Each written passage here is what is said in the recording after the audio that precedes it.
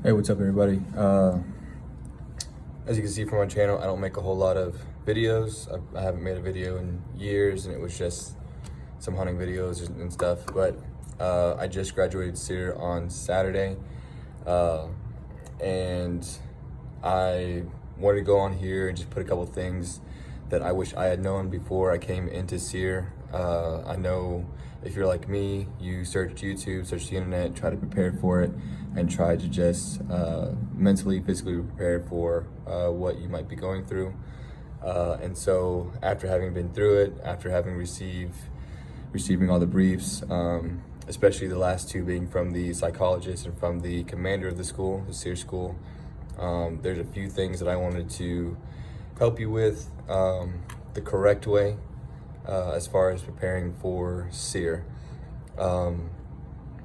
That first thing being, do not, go around asking your friends, your buddies who have gone through SERE, what did they do? What did they experience? What did they see? You would be doing yourself a disservice, and you would also be asking your friends and your buddies to be disclosing information that they're not allowed to talk about.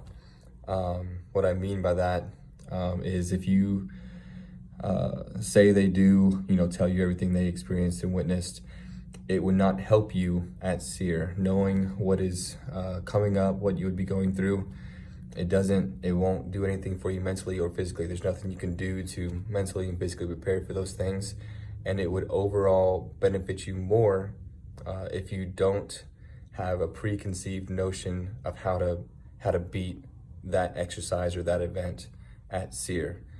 You want to come in with a blank, open slate and experience these things firsthand with as real of an experience as possible. That is the point of SERE. Should you, be placed in these rough situations, you're not going to have the answers to the test before you get put into those situations. And so treat this school as real as possible. So my advice to you is don't go around asking, what are the secrets? What's this? What's that? How do I beat it? You would come out of SERE stronger and more prepared if you don't do that. Next thing, fitness. Obviously, it's very physically demanding.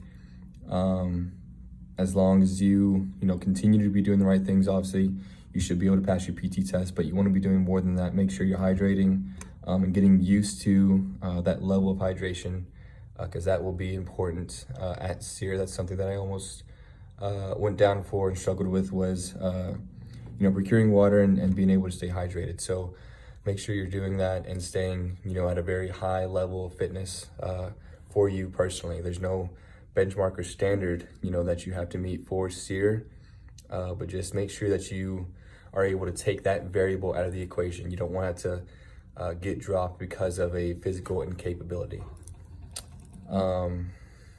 Packing list.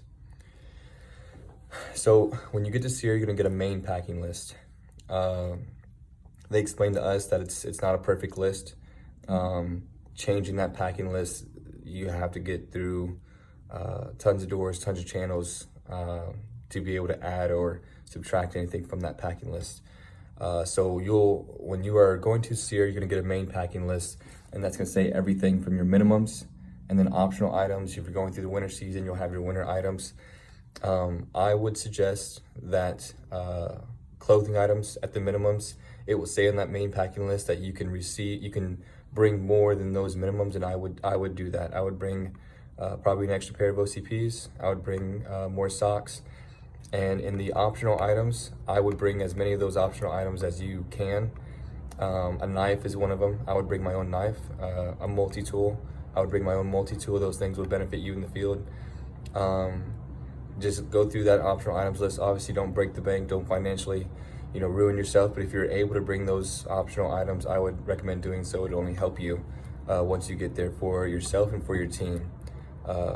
As a team, if someone else doesn't have that item or a multi-tool, I know for me and my team, I was the one that had the multi-tool, just because I am coming from a mechanic background as a Blackhawk mechanic before I went warrant. So I was already issued a multi-tool. I didn't have to buy one. So obviously don't go buy a $60, $70 tool multi-tool or knife. But if you have those things already, do that. Please bring that, and it will help you.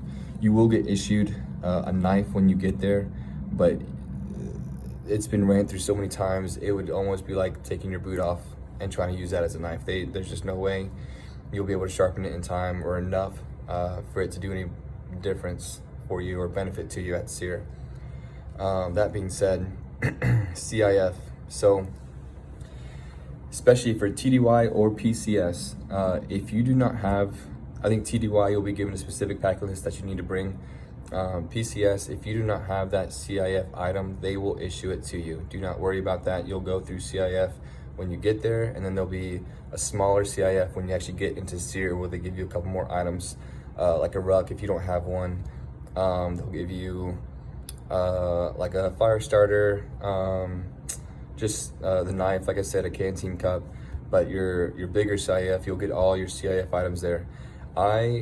If I were to do it again, so I turned in all my CIF at my old unit, just because I was scared that I was going to wreck my gear using it at SERE. What I would do if I had to do it again is I would keep my ruck and I would turn everything else in.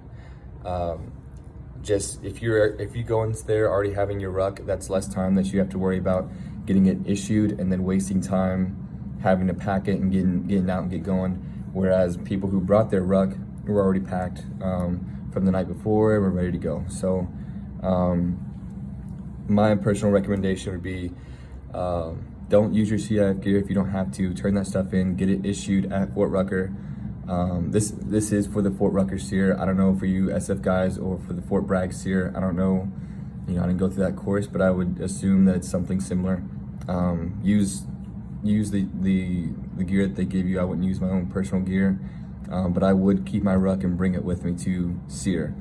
And like I said, anything that you don't have, they will make sure that you are prepared and issued to you when you get there.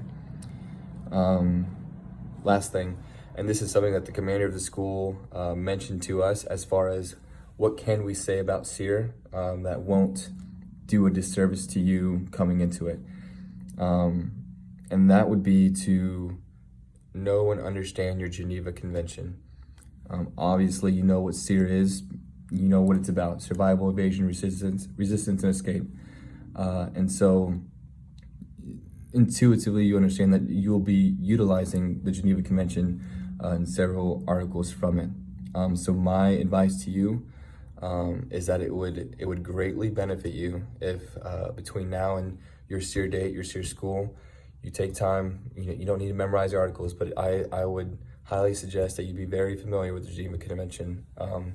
Take a day and read a couple articles a day, and just make sure you go through and you understand what those articles mean. Obviously, every country doesn't use every article, us as a nation included. But if a nation follows the Geneva Convention, then you would be able to argue or defend your point as to why another article might make sense for them to follow. And that's all that I'm able to say and that we're allowed to say, but we are impressed to say by the commander. He did, in fact, say, if there's anything that you can say that. So I would say, please study that, and I promise you it will make more sense after you go through SERE, you graduate SERE. Why we're saying this now is study your Geneva Convention. You will receive it when you're at SERE, but you don't get it for a very long time. I think it was for 1 or 2 nights. They gave us a binder of the Geneva Convention. It's just not enough time. You're doing other stuff, you're focused on other stuff. You can't go through all those articles and understand it in that amount of time. So that's it. I didn't want this video to be too long. If you have any questions, I'll try and check this as often as I'm able. But I hope this helps you.